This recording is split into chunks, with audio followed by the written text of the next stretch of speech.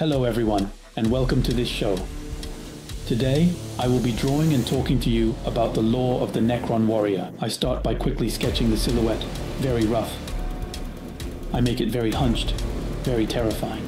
He holds his weapon and stares straight into our eyes. I add some small decorative elements, a few canoptek scarab bases, and a melted wall in front, before moving on to inking. His malevolent skull stares at us.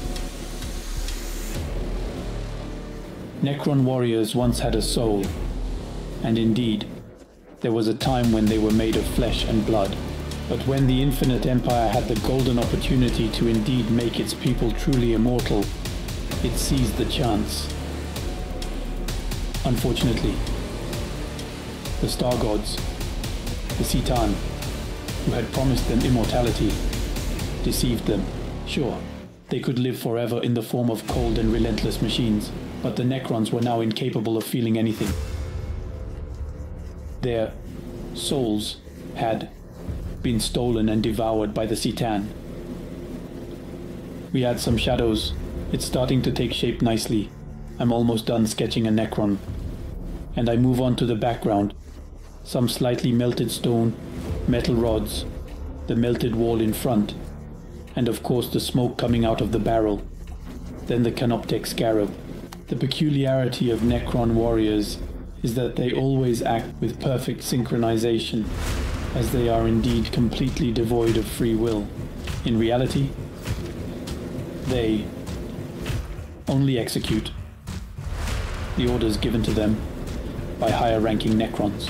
This makes them both an army capable of perfect execution and coordination, but also an army that indeed truly severely lacks autonomy.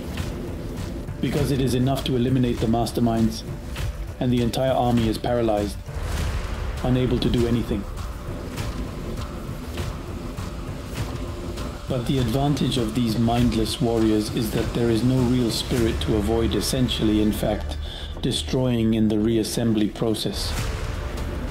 And the reanimation protocols can therefore revive them much more brutally than other Necrons. This consequently increases the efficiency of the protocols.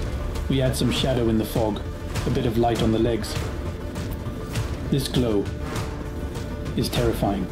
The weapons they use, the Gauss cannons, can dissolve matter at the molecular level. This is what I tried to represent in the form of a slightly melted wall. You can imagine it has been dissolved. Behind, I add silhouettes of monoliths and a cathedral before moving on to coloring the canoptek scarabs.